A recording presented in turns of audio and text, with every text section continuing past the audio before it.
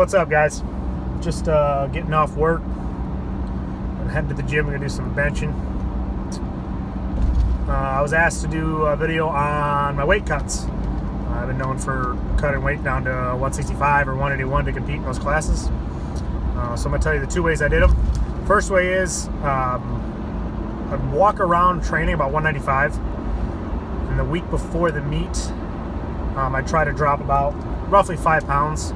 We're just lowering the carbs for the week of weigh-ins. So I usually get down to like 190 the day before weigh-ins. But backtracking, I would also, I'd water load. So Sunday, Monday, Tuesday, Wednesday, I would do 2 to 3 gallons a day. I'd also throw in potassium pills and Pedialyte, usually 1 or 2 Pedialytes per day, as well as the 2 to 3 gallons of water. You got to be careful though, because if you overload your potassium too much, you'll shit your brains out. So you got to be careful you don't overdo it too much for your body, what your body can handle. Then, so I'd water load, drop my carbs a little bit, try to get to 190 Thursday morning, like I said. Wake up Thursday morning, try to sleep into about 9 or 10 if I could. I'd wake up, have like 2 or 3 whole eggs, sip on a little water, and then around 2 o'clock, have about a chicken breast, and that was it for food for the day. And I'd usually, about 5 o'clock, I'd be in the sauna. I usually give myself 5 to 6 hours for sauning, and usually the weight would come off mostly in the sauna. You know, I might lose 3 to 4 pounds, 3 pounds maybe, 3 to 4 pounds with the water loading, because when you water load, you tell your body to pee for 4 days straight, you know, every basically half hour. You cut it out, your body still wants to pee. Then, so you lose about 3 to 4 pounds that way with little food and little water, and the rest is basically is going to be sauning. So I'd usually sauna out about 6 pounds roughly, and I would do it over the course of 5 to 6 hours. And I know it sounds like a lot of time in a sauna, but what I would do is I'd do about 15-minute intervals, 10 to 15 minutes, depends how hot it is. The hotter the better, as long as you're not in there getting sick. If you start getting sick, you need to get out for longer than you're in. So I'd go in for 10-15 minutes, get out, I'd wipe all the sweat, I'd calm down a little bit. 10-15 minutes later, I'd be back in, and I would do that over the course of 5 to 6 hours, or just whenever my weight was. I usually get my weight to about 182. So, you know, when I go to bed, I'm a smaller guy, so when I go to bed, I only lose about a pound, maybe 2 pounds. So that way I know I'm going to wake up in 181. And just so you guys know, when you do a 181 pound class, you can be 181.8, I believe, because you're actually weighing at 82.5 kilos, which converts to 181.8, which when you're cutting can make a huge difference. Last meet I weighed in at 181.6, I believe. So it was perfect. I mean, I was 0.2 pounds under, which was great. I nailed it on the dot. So that's how I do my normal. That's what I used to do for cutting. Now what I did last meet, I dieted pretty much the whole prep, and I weighed. My training weight was about 188 at the lowest, and I'd drop about 2 pounds. So my last heavy squat I weighed 188, so I was 3 weeks out, and I dropped probably 2 to 3 pounds more throughout the course of dieting over the next 2 to 3 weeks. The day before weigh-ins, the Thursday before, I weighed. I think I woke up at 184 or 185, right around there, and all I did was the water load for my cut. And I still had 3 meals that day, and I wasn't too dehydrated because I didn't have to sauna at all. I would just constantly be peeing because of my water load, like I just described before. I'd be constantly peeing, and I woke up. My scale was pretty accurate. I think it was about a half pound light. So I woke up on my scale like 181 on the dot that next morning. So I probably dropped 3 to 4 pounds of just pee and water, which worked perfect. Felt a shitload better than cutting 15 pounds. I don't really recommend cutting that much weight, especially when you're a guy my size, like under 200 pounds. 10 to 15 pounds can be a real pain in the ass.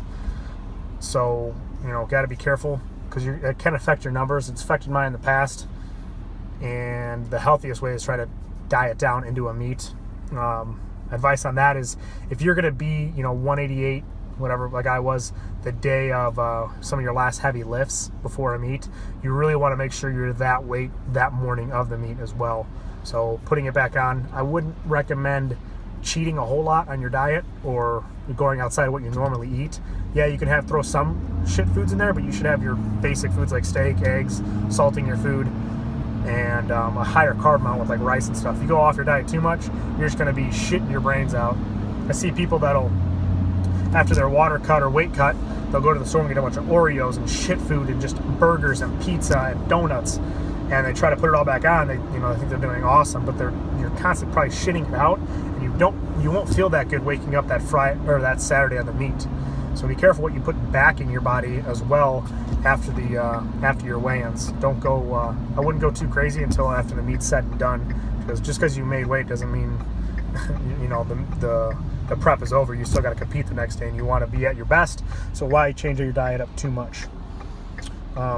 Also, a lot of people want to cut weight for meets, and my only suggestion is only do it if you're going to go for like a big record. That's the only reason I've ever cut weight, is to go for world records in those weight classes.